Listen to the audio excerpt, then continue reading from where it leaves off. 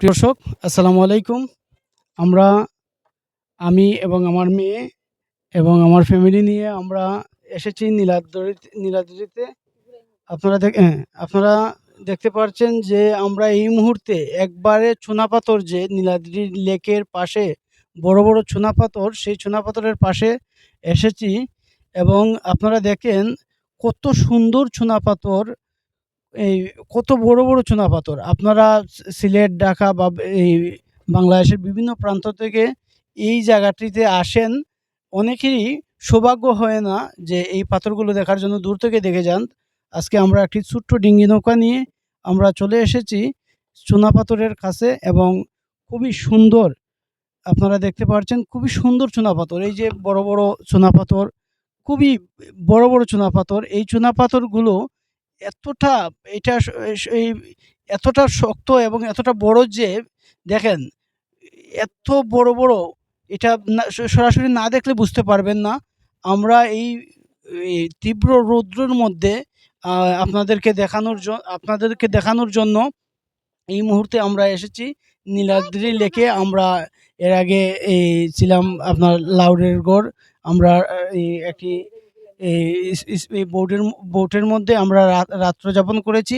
আমরা প্রায় ১৭ জন মেম্বার। আমরা এই এই টাঙ্গুয়ার হাওরের উদ্দেশ্যে এসেছি। আমরা এই লাউড়ের গড়ে ছিলাম।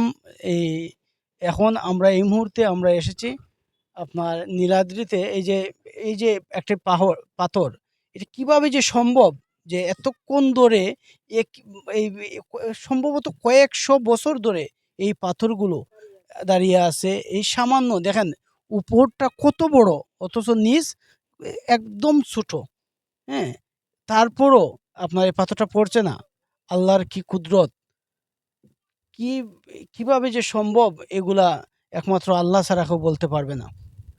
তো আপনারা যদি সময় পান, সুযোগ করেন, ফ্যামিলি নিয়ে আসবেন নীলাদ্রিতে। সুনামগঞ্জের এই তাহিরপুর উপজেলায় এই টেকেরঘাট ইউনিয়নের এই নীলাদ্রি। আপনারা নীলাদ্রিতে আসবেন, আশা করি ভালো লাগবে। কারণ এত স্বচ্ছ পানি, এই যে পানিগুলো এত স্বচ্ছ, কারণ চতুর্দিকে পাথর, বালু।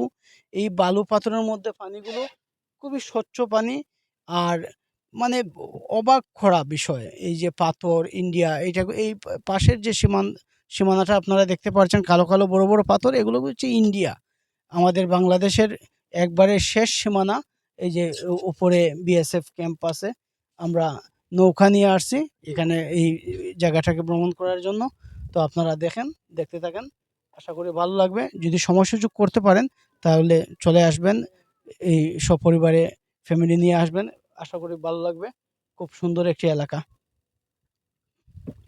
দেখতে থাকুন আপনারা। এই যে নদী, ছোট্ট একটি দিঘি, স্বচ্ছ পানি, নীল পানি। বাংলাদেশের আর কোনো জায়গায় আছে কিনা আমার জানা নাই। তবে সুনামগঞ্জের এই টেকের ঘাটে আসলে, তাহিরপুরে আসলে আপনারা দেখতে পারবেন চতুর্দিকে পাহাড়, আর এই মধ্যখানে ছোট্ট একটি দিঘি, নীল পানি। খুব সুন্দর মনোরম পরিবেশ, খুব সুন্দর একটি জায়গা। আপনারা এখানে গোসল করতে পারবেন, খেলাধুলা করতে পারবেন। ছোট ছোট নৌকা আছে, স্পিড বোট আছে। তাদেরকে আপনার এই সামান্য একটু হাদিয়া দিলে তারা ঘুরিয়ে দেখাবে। আমরা যে নৌকাটি নিয়ে ভ্রমণ করতেছি, এই নৌকা আজকে আমরা এই অল্প সময়ের জন্য, আধা ঘন্টার জন্য ১০০ টাকা দিয়ে এই নৌকাটা নিয়েছি আমরা। উনি এই চতুর্দিকে ঘুরিয়ে আমাদেরকে দেখাচ্ছে। খুবই ভালো লাগলো টেকের ঘাটে এসে। হয়তো একটু রৌদ্র বেশি হলেও আমরা এই এই বাতাস আছে, যেহেতু বর্ডারের পাশে বাতাস আছে, বাতাসের জন্য ভালো লাগতেছে।